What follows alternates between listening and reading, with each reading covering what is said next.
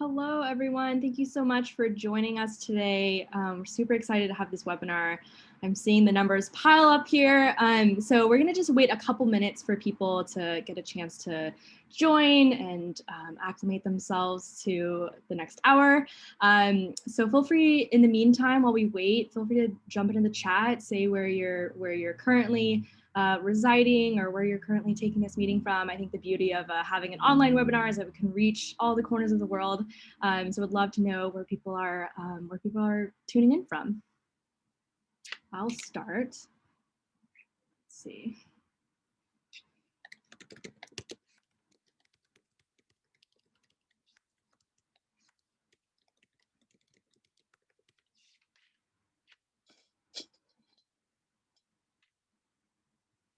All right, Oklahoma. UK, wow, thanks so much for joining with the time difference too. Really appreciate it. Madrid, that's so awesome. Italia, nice. Finland, that's so amazing. That's so fun. Wow.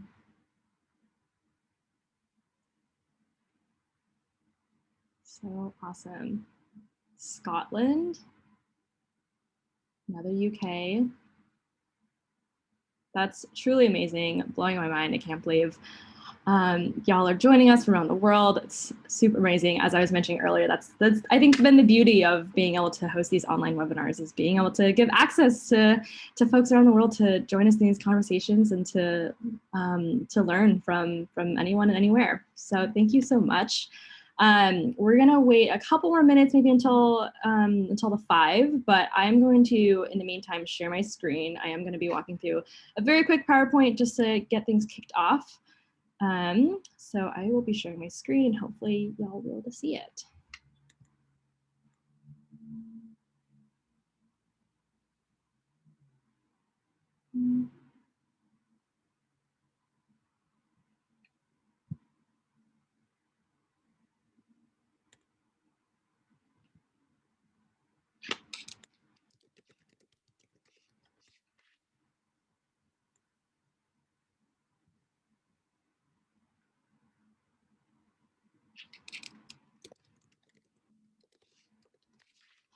All right.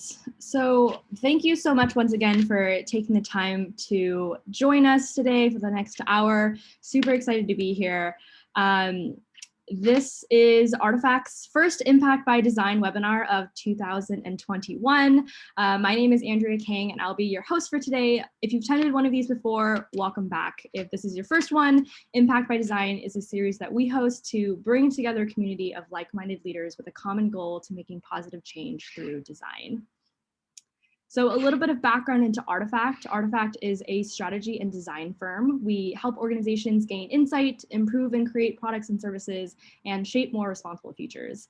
We're guided by our philosophy called responsible design, which is focused on using human-centered design to achieve positive long-term outcomes. We primarily focus within 4 pillars: health, technology, education, and social impact. Today, we're going to focus on education, and within education, we've had the chance to create digital educational experiences, social learning platforms, and toolkits for clients such as Arizona State University, Global Online Academy, and Dreambox Learning. I'll dive a little deeper into our latest education project, The Most Likely Machine, and I'll talk through how that project, its process, and our learnings have inspired us to have this conversation today around trust, inclusion, and the role of digital learning experiences in education. But before I do that, I want to introduce our wonderful panel that we have here today. I'll give them the chance to properly introduce themselves once we dive into the discussion portion of today's webinar, but please join me in welcoming Mike Deutsch, Director of Educational Development at Kids Code Jeunesse, which is a Canadian nonprofit. He's currently based in Montreal, Quebec. Also welcome Maribel Gonzalez, who is a STEM Integration Transformation Coach at the Technology Access Foundation based in Seattle. And also, lastly, Joe Sperano, a lower and middle school technology integration specialist at Charles Wright Academy based in Tacoma, Washington. And as I mentioned, my name is Andrea Kang. I'm a senior interaction designer at Artefact, and I'll be the one sort of facilitating today's conversation and walking through a little bit of Artefact's background in The Most Likely Machine. So why we're here today, we're going to be talking through experiences, designing, creating, and using digital learning tools. We're going to hear some perspectives on building trust in technology's role in education. And then we're broadly going to talk about and hear some reflections on the future of education. How we'll be spending our time together today is, as I mentioned before, I'll be walking through Artefact's latest educational project called The Most Likely Machine, and then I'll introduce some discussion topics that we'll be covering today, and then I'll allow the speakers to introduce themselves properly, and then we'll just let the discussion ensue, which is where we're going to be primarily spending our time today. In addition, we'll be leaving the last 10 minutes of today's session for an open Q&A. And so feel free to utilize the chat feature in Zoom to just type in questions that you have. We have a moderator who can sort of filter through those questions and make sure that we have visibility into them at the end. Or feel free to just use that last 10 minutes to type any questions, and we could potentially do sort of a raise hand situation if you wanted to get on mic and ask your question yourself. So without further ado, I will kick this off. So I am super excited to talk about a project that I had a chance to work on at Artefact called The Most Likely Machine. So The Most Likely Machine is a project that Artefact worked on internally to explore algorithmic literacy in the age of digital learning. And so our goal with this project was really thinking about how can we create a fun, interactive digital learning experience to unpack something that might seem really complex or nuanced, but try to make it so that it not only is an engaging topic, but is rooted in sort of the context of the lives of young students. And so when I say young students, I'm thinking students between the age of 10 to 14, so primarily like middle school. And really the point of this was to make something that seamlessly has been integrated into our lives in many ways, algorithms, and sort of unpack the mystery of what those are and really dive deeper into what they actually do. And so The Most Likely Machine is broken up into sort of 4 learning modules. We have what are algorithms, just really dissecting what they are at its core, talking about what are they used for, specifically in sort of real life context, and then talking through what is algorithmic bias, and then lastly, like why do algorithms matter? And I think for us that was really important piece to have of being able to root algorithms in real life in sort of the positive and potentially not as positive ways that they sort of exist in society. And so for us, when we created The Most Likely Machine, I think something that we wanted to do when we came to creating this fun and engaging experience was not just to, create this interactive game in a sense, but it really was more about getting sort of that buy-in and building that context. And so for us, we really thought about trying to create this world, essentially, to go through this world building exercise of how could algorithms make sense in the way that they exist today in the world, but also in the context for someone who is age 12, for example. And so what we did is that we created Millennium Middle School. We created an environment that these students would be currently living through and sort of existing in. And we created Millennium Middle and packed that school with classmates that they could recognize. We chose historical figures that have sort of, well-known reputations or histories so that not only would they be fun and engaging to see someone like Albert Einstein in your class, but could also capitalize on sort of the maybe existing bias that some folks might have around these historical figures and who they're sort of built up to be in sort of our own histories. And so The Most Likely Machine is broken up into several different steps of the process. And the main goal of this process is to be building your own algorithm. And so the whole goal and premise of this is that students who are going through this experience are picking winners for yearbook awards. So yearbook awards, if you think back to your own maybe middle school, junior high, primary school experience, yearbook awards are these things that students vote on collectively to nominate their classmates for some sort of cumulative award that gets featured in the yearbook. So there's things like best hair, class clown. And so for us, we wanted to pick awards that could sort of relate and make it fun and engaging. And so for us, we chose the awards of most likely to go to a top university, most likely to go viral, and biggest troublemaker. And we basically created this scenario where the students are going through and having to decide how to pick the winners. And there's 2 ways of doing that. There's the traditional way, which is just everyone gets to vote, everyone picks, and it's really just sort of a popular vote of who gets the most votes and they win that. Or in this scenario at Millennium Middle, they're trying to figure out whether an algorithm could potentially be a more fair process to pick the winner. And so in order to do that, the students, the goal of this is to go through and make that algorithm.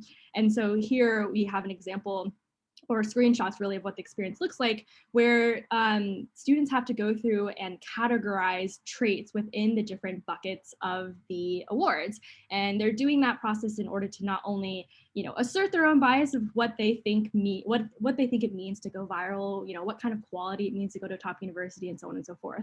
But sort of the fun twist of this is that before they go through this process, they actually get to pick and vote for who wins.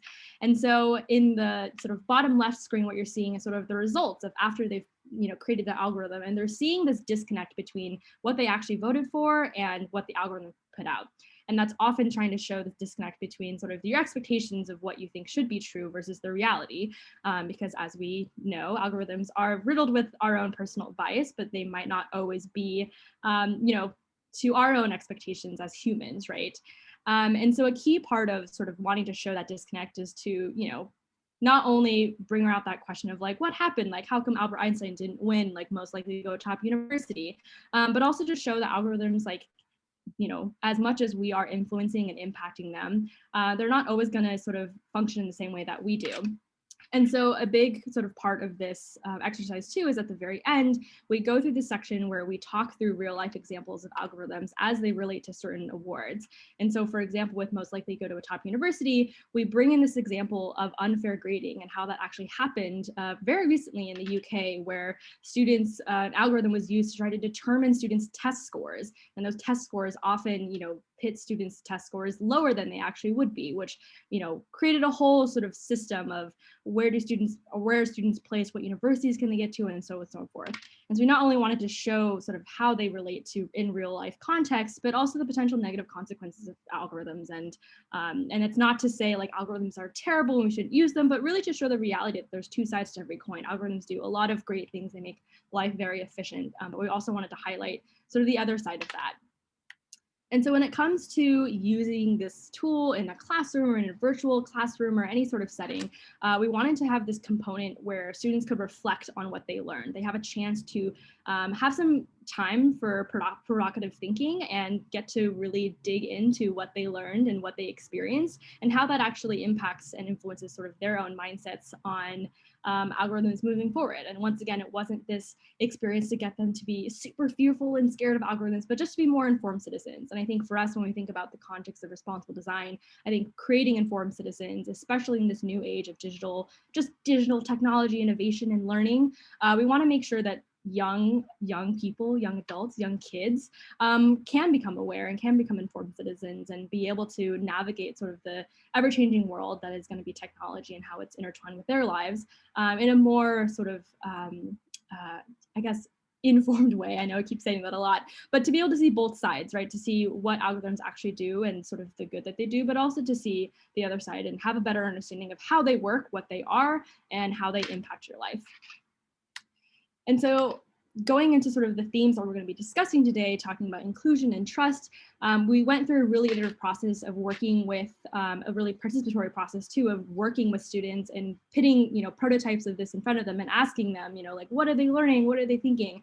And I think including them in the process was critical for us to actually understand whether we were getting the points across of the learning objectives, of understanding how the actual game system works and the experience itself, but also we wanted to understand like how can we create something that is engaging through a remote environment as well and through an in-person environment. We had the chance to also pilot this tool in an in-person classroom. And I think we were able to hear a bunch of feedback around how like having those conversations and having the students compare the results to each other was a really fun and engaging way to, once again, like highlight another example of how algorithms work and how they're different depending on what influences them and the humans behind them.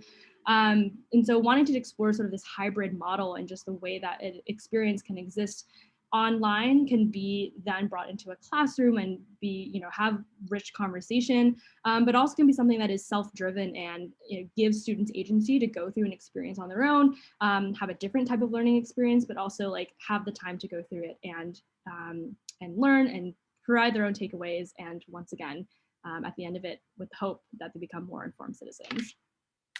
So if you'd like to go through the experience yourself, here's the link to the site. I'll have it posted in the chat as well for you to check out after the webinar. But without further ado, I would like to introduce our panelists. We are going to be talking through a couple of things. We're going to be talking through some of the things that I had just introduced, like establishing trust and trust between educators and students, between students and technology, between students and information. We're going to dive a little bit into critical thinking with technology, thinking through how we can empower students and what are the other gaps within technology literacy. And then lastly, we'll just dive into sort of a very broad conversation about the future of education. Like what does that look like in a virtual, remote, or in-person hybrid model? How do we ensure equity within that as well? And what does the role of the educator look like? Is that changing? And lastly, like how do we inspire students? And so with that, I want to pass it over to our lovely panelists to introduce themselves formally. So Mike, I'll start with you. Thanks. Thanks, Andrea. And thanks, everybody. It's really nice to be talking to you today. I'm speaking from my home in Montreal, up in Canada. I know we've got some of my compatriots here, so hey to all of you. But I was also born in the States. And so to my US brethren, I suppose, hi, it's nice to see you. I haven't been down there in quite a long time, of course, but nice to be speaking to you today. So I work at Kids Code Jeunesse. This is a bilingual Canadian name, Kids Code and Code Jeunesse, English and French. We're a Canada-wide bilingual charity dedicated to education. And our work is in teaching educators and the kids that they work with digital skills for the 21st century.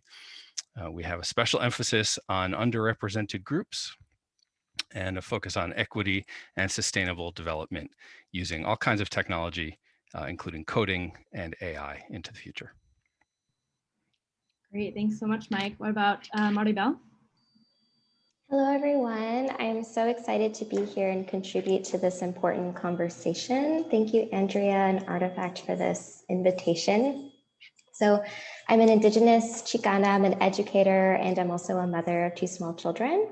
And I'm speaking from the occupied Duwamish territory, or Seattle, Washington. I'm a STEM integration transformation coach. And what I do is I partner with teachers to cultivate a project-based learning environment and to be able to guide their students and families through a project cycle. Technology Access Foundation's vision for a transformed educational experience is one in which K-12 public schools shift to empower all students in a way that removes all barriers to academic opportunities and really ends the trauma of racism and racial microaggressions in the classroom. So there's this wonderful opportunity to transform the outcomes for Black and Brown youth by being transparent about systems of power and how it works to preserve white supremacy culture and how it exists in our schools. So in our vision for educational justice, there's no gaps between school and the community. Leaders from various sectors across backgrounds, talents, and skills are engaging with youth at all levels. And even in our virtual environment, there's this opportunity to do more of that, right? So leaders from various cultural spaces and spiritual beliefs are engaging with youth at all levels. Families of students are seen as experts and invited into our spaces to share personal, cultural, and professional experiences with youth that will help drive their own inquiry and to make meaningful connections between the standards that they are learning in school and how to apply them and become problem solvers to create change in their communities now and in the long term. So in our vision, it's important that we incorporate healing from an Indigenous perspective into this framework. And recognizing that K-12 in its present form needs to be dismantled and rebuilt with the foundation of racial equity and really reflect the belief that every student is capable of being an agent of change. So thank you, all of you, to our panelists too, for partnering with me and being a colleague, right, in our efforts to transform K-12 public schools in the United States and beyond. Thank you so much, Maribel. And lastly, Joe. Hi, everybody. I'm Joe Sperano. I'm currently in the elementary school library of the school that I teach at, which is Charles Wright Academy in Tacoma, Washington. It's an independent school. This is my 4th year teaching. I spend most of my time teaching 1st through 5th grade technology classes, so coding and robotics, and also investigating different ideas about technology and the internet. And then I also teach at different parts of the year. I teach a middle school coding and robotics class also. Before this, I was teaching At the university level, I taught graphic design classes, and before that, I was a graphic designer. So this teaching technology is relatively new to me, but I've been interested in technology for a long time, and I love teaching. So I'm just really happy to be doing that every day now. Awesome, thank you so much. As the audience can tell, we have high caliber panelists with us here today, and so excited to dive in deeper and investigate all of their perspectives and their experiences.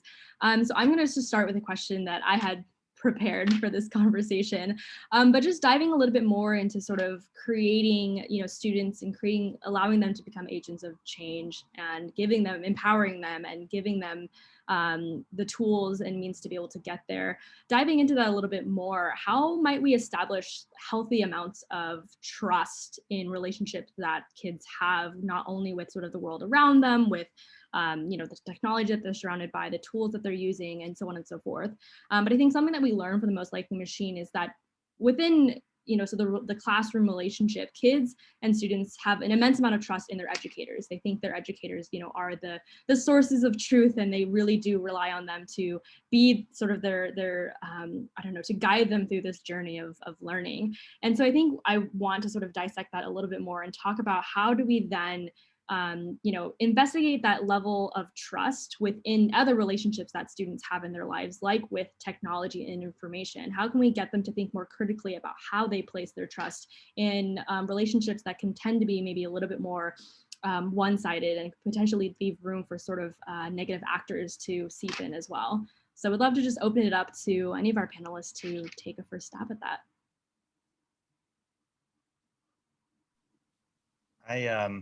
When thinking about this question, there's this really interesting trends that have developed in just working with kids and seeing how they interpret the information on the internet.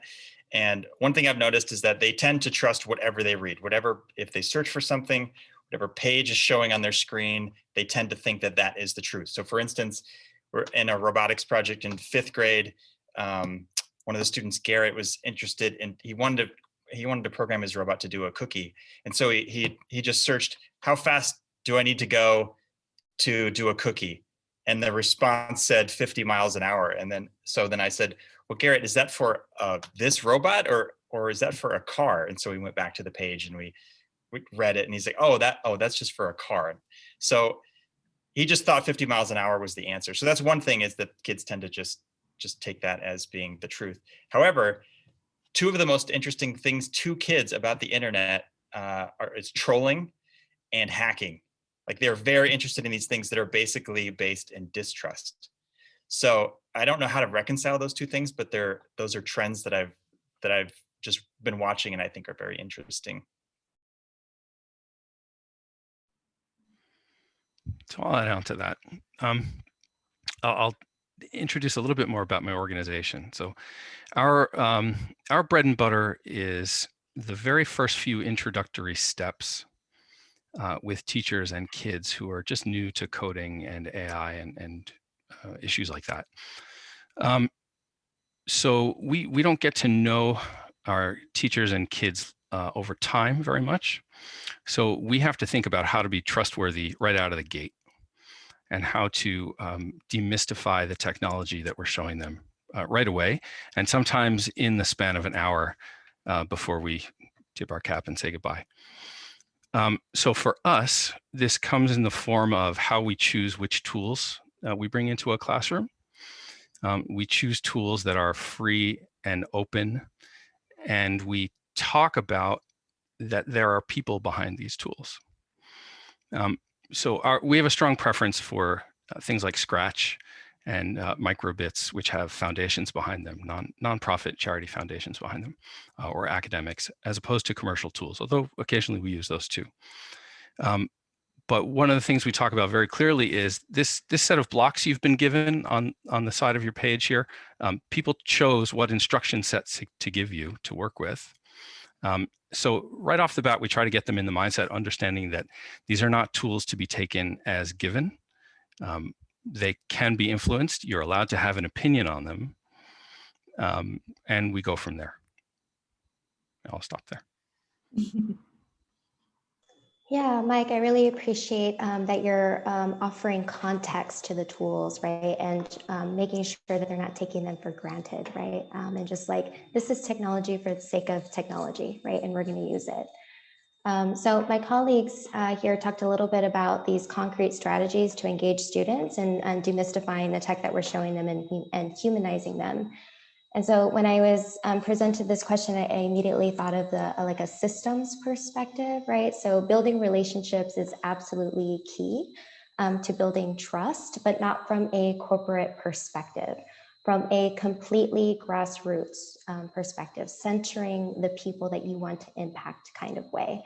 So if you want to transform education for Black and Indigenous youth, and you don't have that particular experience as a white person or non-Black person, you have to shift your role in this movement, and you can leverage your privilege to facilitate the needs and desires of these communities. So this means you have to sit down and listen and realize that for many generations, education has been an extension of a nation state that exploits poor people, Black and brown people as well. And this includes educators, right? Teachers. We pay them pennies for their labor, and educators exist in a system that completely disrespects their cultural wealth. So for example, success only happens for those who have proximity to whiteness in terms of communication, right? They exist in a system that is disrespectful to their professional and intellectual wealth, right? So the system of standardized testing, right, that creates a test culture completely removes our ability to creatively approach learning that really honors the uniqueness of each child. And in addition, we have limited mobility in the system. If you think about if you're interested in earning more money and you feel more comfortable with more responsibility and you're ready to, move on and become an instructional coach, an assistant principal or principal, for example, all of these positions means that you're no longer working with youth, right? That you are now removed from that experience. And this hierarchy subtly reinforces the idea that caretakers, whether you're a teacher, a parent, or raising children, right, deserve to be treated badly because we're on the lower end of our capitalist economic system. So just thinking about systemically, how do we radically demonstrate respect, right, and honor the voices of our youth and our educators? And in regards to technology, we have to redefine it in a way that includes Black and Indigenous people of color. So asking ourselves the question, what do you consider tech, and how does that contribute to anti-Blackness and anti-Indigenous sentiments all around the world, right? So we want to build trust by creating accessibility, not just in the resources, right, but in education. So becoming a 21st century learner, right, means that you're helping students becoming competitive in our 21st century world, which is awesome, right? And these intentions are wonderful, but this cannot exist in the same world that test culture keeps our English language learners, our special education students, our low income Black and brown students from getting low quality education. So we have to ask ourselves why students who do so well on tests, right, are the ones identified as gifted and talented or highly capable, and are the same ones who get to experience STEM-centered education and project-based learning. So at Technology Access Foundation, we're driven by the fundamental belief that everyone deserves a STEM-centered education. And we know that all students thrive when given the benefit of the doubt and given opportunities to strengthen literacy, math, and science skills through a real-world hands-on application of their learning. So as a STEM integration and transformation coach, I work with volunteers often and pretty regularly to help create a community-centered approach to education, right? And so what I do is I invite community organizers, I invite activists and cultural healers as representatives of the STEM fields, right? In addition to engineers, software developers, and computer scientists, of course. And just really trying to honor that these folks are problem solvers too, right? And they're very much culturally driven and very much community driven. So when I think of, for example, a healer or a mutual aid organizer, I think of someone who has taken the time to research and learn from their ancestral practices, right? And the relationship between the land and the plants and the people. And we want to regard them as the experts and professionals that they are. So this is how we can build trust around tech and education, and really realizing that our perception of what all of these terms are and how we operate has been shaped by a system of exclusion and exploitation. Mm-hmm.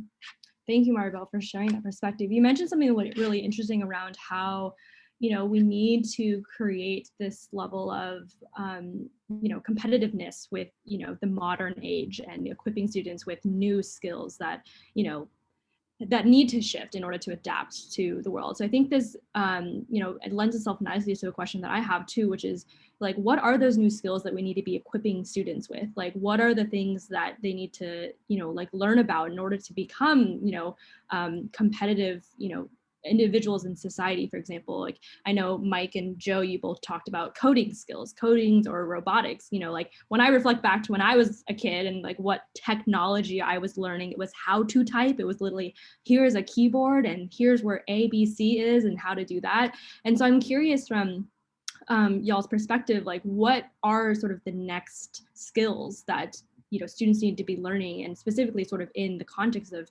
technology, like what's the next frontier when it comes to education, learning, and how to best equip students for the ever-changing sort of world that technology is shaping.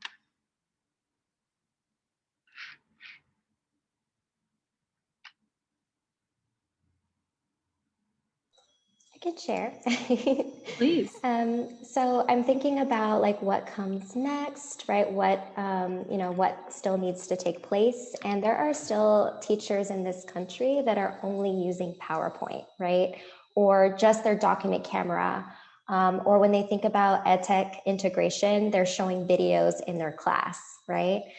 Which is great, right? But many times teachers teach the way that they were taught, both in K-12, elementary, middle, and high school, or when they're earning their certification. So we still have a lot of work to do to help teachers heal from their own educational experiences and work with them to become more comfortable using the tech that not only acts as a substitute, right, but to actually enhance and transform the learning experience.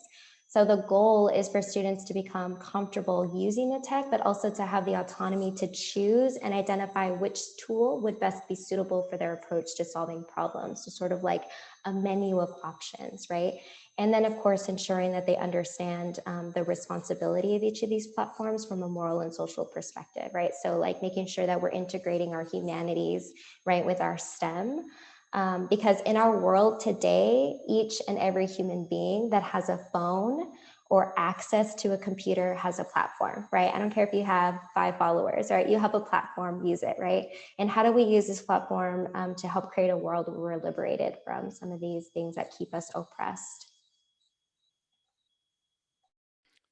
Maribel, I agree with your last point that our goal shouldn't be to create the next generation of coders and app developers. There will be plenty of those people for whom they'll get their hands on these tools and they'll say, oh, this is for me, this is my career. More important is to bring technology and authorship using technological tools to every other field. Because technology is going to continue to become more and more a medium for getting your point across, for reaching influential communities, where the code itself is not the goal. The code or the design around it or the interface is going to be the means by which you make your point in many different ways. Can I add to your question about trust, Andrea? I was in a roundtable discussion with some older teenagers. They were probably 18 or 19 in Montreal last year.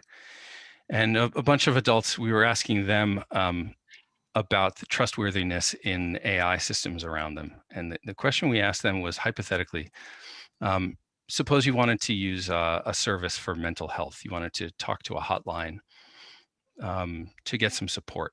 Would you be more likely to call a phone number and speak to a live person, or use an app where there was a chat bot on the other side of the screen? And the 2 young women that we spoke to both said, oh, that's not even a question, the chat bot, which struck us as really strange. The adults were like, okay, that's weird. That would not have been our choice, because we know what goes into chat bots. We understand how influential they are and that they're made by fallible people, and we haven't worked the kinks out, certainly not yet. I think there's an issue that we're going to have with the generation that's come of age in the last 10 years. they didn't start with the most elemental coding blocks. They immediately jumped into digital media, social media. So they have a facility using these things, and they missed the part in many cases where they see behind the curtain and understand that they're made by people and they have flaws. That's something I think we should keep an eye out for. Mm-hmm. Mm-hmm. Yeah, I wonder, Joe, if you have an example from your classroom of, you're working with these students, trying to maybe get them to peek behind the curtain a little bit. I wonder if there's like a notable lesson that you've had that, maybe surprised students in a way that, shocked what they thought about something, and maybe the reality of it was a lot different than they were expecting, or maybe just any experience that you have with sort of being a part of that facilitation of, getting them to better understand technology and how it works.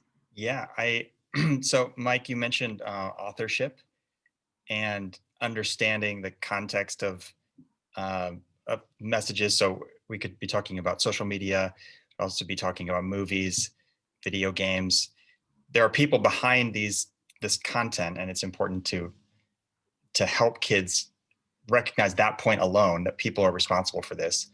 There are decisions behind this. There's a design, there's an intent.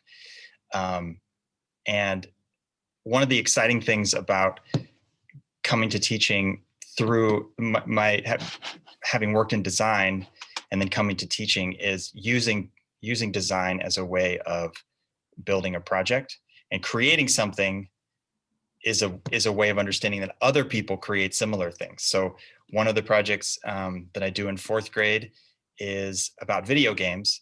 And the main question that we start with is, are video games designed to be good for you? And so they investigate games that they like, and we talk about things like, is this game designed to keep you playing forever, or is there a time limit? Or how stressed do you feel when you're playing this game? Or how competitive is it? Is a healthy competition? And buying and collecting. And then through these investigations, then they make a list of these games and these principles. But then they design 2 games at the end. One is a game that is the healthiest game they could imagine, and then the game that is the least healthy game that they can imagine. And then by creating those 2 games, hopefully they start to think about the games that they play through the same perspective of having been designed with intent in mind. And maybe a game is designed to keep you playing for as long as possible. Or maybe it's designed to give you more space outside of the screen. Mm-hmm. Mm-hmm.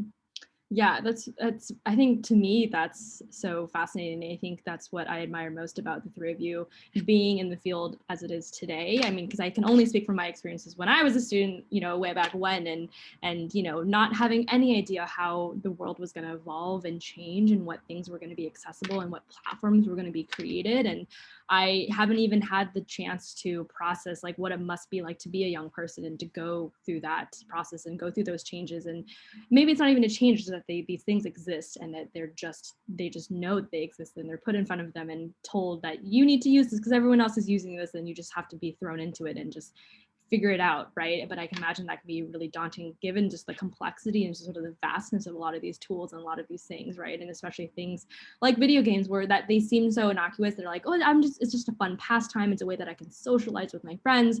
But I think taking it from that perspective of getting them to dissect, a little bit further of what is actually behind the game and who is behind it, and what are their intentions, I think is incredibly interesting.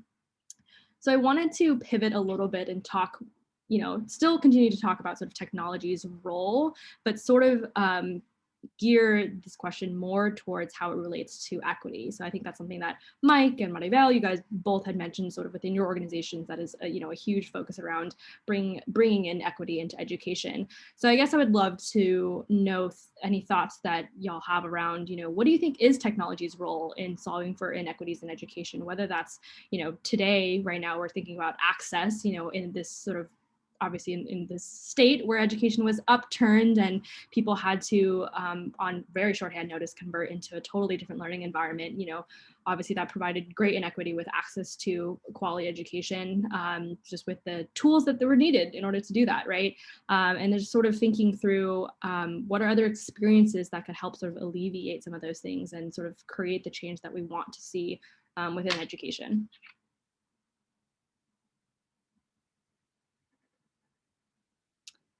So I'm going to have Marty Bell start us off. Yeah, I just wanted to echo, what my colleagues have shared about using technology for youth to become content creators, because that's what I heard you say, right? Just echo that. Like, we're not trying to reinforce education as like rote memorization or regurgitation, right? That we're using technology so that students can take ownership of their learning. And so I just really appreciated that.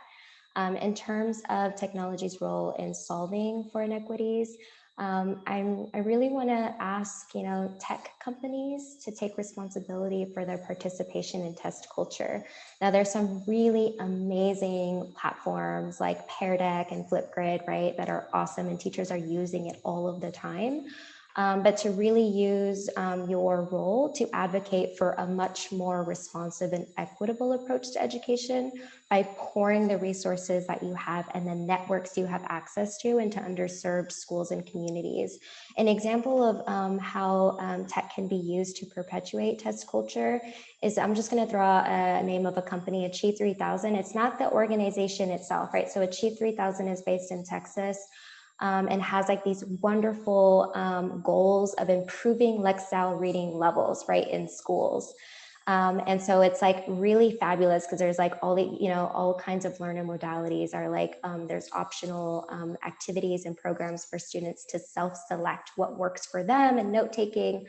But when it's actually implemented and utilized in schools, right, it's usually schools who want better test results, and it's used for that single purpose. So even though the potential of the program is like limitless and you can like have this really engaging lesson, what ends up happening is that schools are saying, we're integrating tech, see? And you go into the schools and you see rows and rows of students in front of the computer doing reading a text and answering comprehension questions, right? Like ultimately that's what they're doing. So I feel that even though the intentions are wonderful, it's still the tech company's responsibility to ensure that it's being used to make that's in a way that's culturally responsive, in a way that's really like increasing rigor, in a way that keeps engagement and does what it's intended to do, which is increase literacy.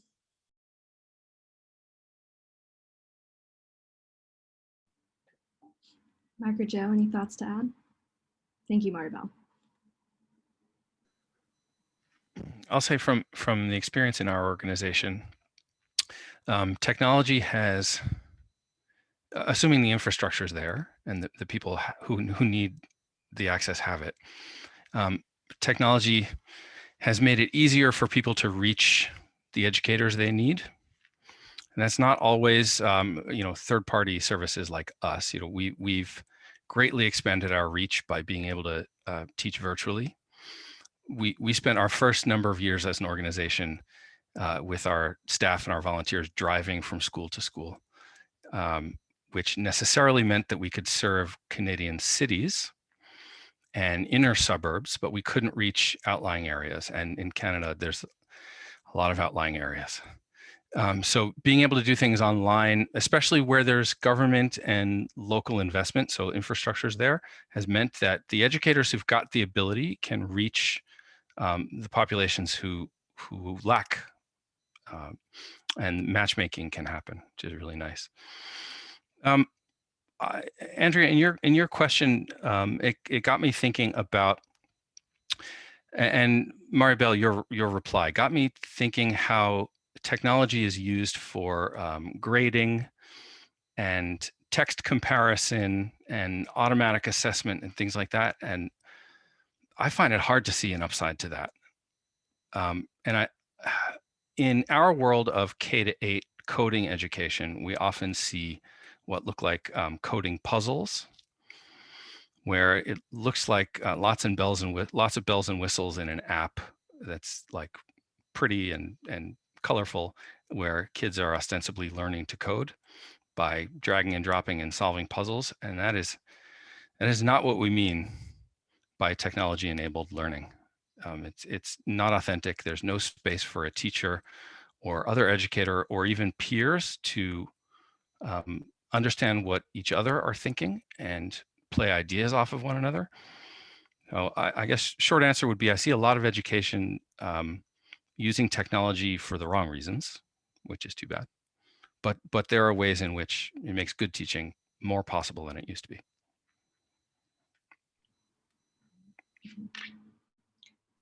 And I'll just add to this briefly in saying that a lot of the technology skills that feel most important to teach in the moment are not about the code or not about understanding the tool, but understanding how it works, building skills around managing your stress when you're using technology, because it can be so frustrating and it can feel so limiting, and problem solving, creating content with technology. So the equity for me here in terms of the students that I teach is about helping all of the students understand technology at an appropriate level for their grade, because we're fortunate enough to be able to provide technology to our students that they can use at home. So then it becomes about using it and making sure that no matter their family's comfort with technology outside of school, that kids, when they are not in our classrooms, can still manage technology responsibly and think about it through an ethical lens.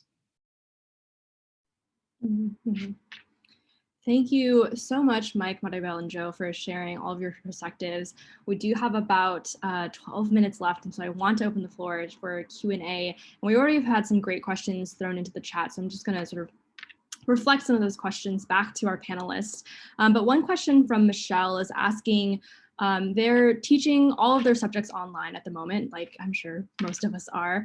Their question is, do you have any ideas to improve learner inclusion in classrooms of 30+ students in 30-minute online lessons, especially for our less motivated students? So maybe think more specifically about, teaching tactics in this world of online teaching. I can contribute to this. So I know this is a shift in how, and our teaching identities too. So just acknowledge that it's going to be really uncomfortable, shifting from, in-person to virtual, but also this requires creativity.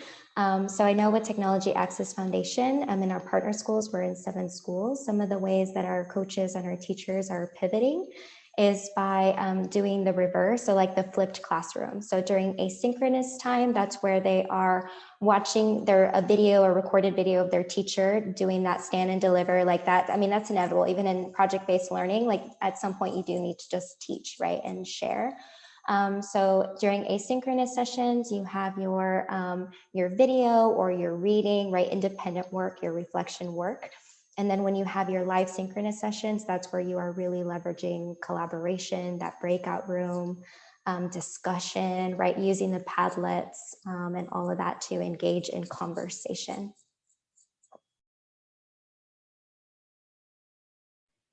There's an incredible book called Teach Like a Champion, strategies for really for classroom management and for teaching in a way that responds to the way that kids think and their needs in the classroom environment. But there's a companion blog that has been it's been updating a lot recently with examples of teaching online, with videos of teachers teaching and using the tools that they have in this moment. If all of their students are at home, still leveraging that tool in a way that helps kids stay engaged in class and including them, and also responding to the different needs of different families. It's a great blog, and my favorite part are the examples where you can actually see teachers teaching and practicing those skills.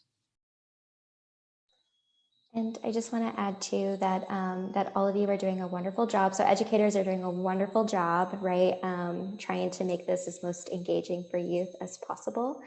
And really the priority should be our students' well-being. And the best way to indicate that they are doing okay, right, is that they show up to class.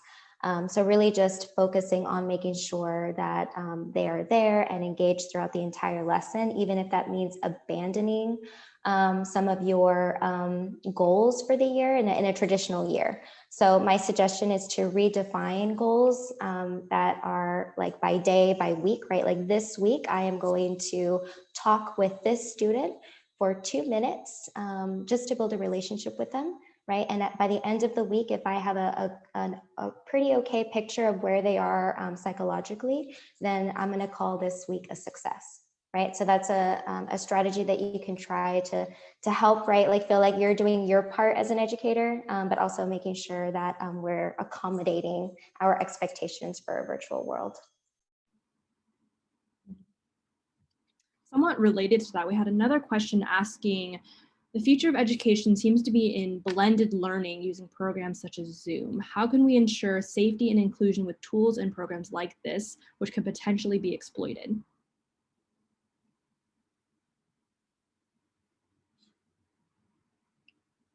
I think we had a very early example of that. I think when things first started going to Zoom, I think even in an event at Artefact, I think that happened too, the whole Zoom bombing phenomenon. And yeah, I guess I would love to know within a classroom if, things have been changing within those programs or how they're being utilized in a more safe and inclusive way. I've got a passing experience with this. I think we had a session Zoom bombed back in the spring of last year. That's a touchy situation for anyone, even if you're a teacher with your own students who you know really well. For us, we're always dealing with new acquaintances, so that was tough. I can speak more about inclusion once the lesson has started. We've had the same issues that everybody has about policies about video turned on or off, microphone turned on or off. We're in a position where we can be pretty relaxed about that. Maribel and Joe, I think you'll have stronger opinions on where those policies should be set in a school context. But we try hard in our online workshops to do a little bit of instruction, a little bit of blah, blah at the top. But it's even more important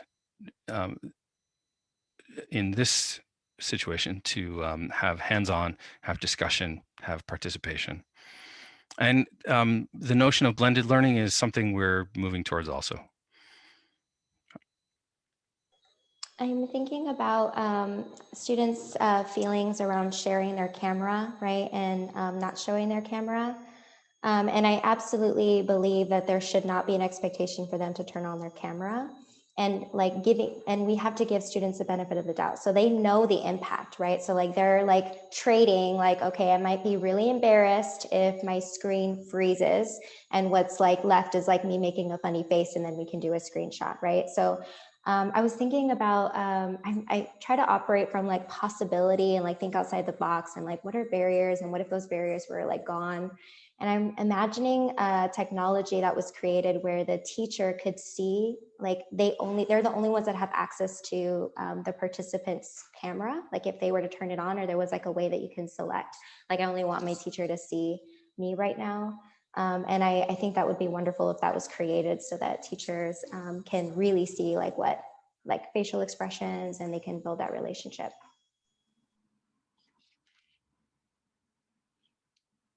Maribel, were you saying that's an existing tool that is currently being used in classrooms, or a wish list thing that we'd like to see? That's right, it's a wish list. That feels like a very obvious improvement. I'm surprised none of them have done it. Yeah, and where there's opportunity, hopefully there are people who have the abilities and capabilities to make something like that happen, for sure. So we have about 5 minutes left. And once again, I just want to send a thank you and appreciation to our panelists and to our audience members for engaging with this conversation, for listening, for contributing. Super thankful and grateful for your presence here today. Wanted to end on one last question. It's a little bit more broad, but we're in a new year. It's 2021. What makes you optimistic about sort of this space, and where do you see opportunity for education, for technology, for the evolution of the education and learning space? What makes you excited?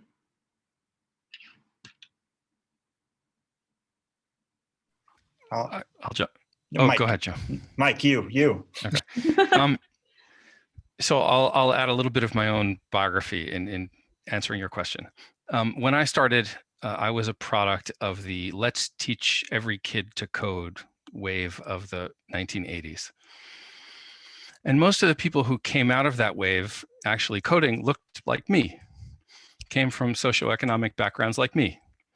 That is no longer the case, which is a really, really good thing. So it's already moving in the right direction. Issues of trust and technology, corporate power versus people power, those come and go. The right people are pushing in the right direction. And that's not an issue that's going to be waved away or suppressed anytime soon. So things are continuing to move in the right direction. More and more powerful tools will be created.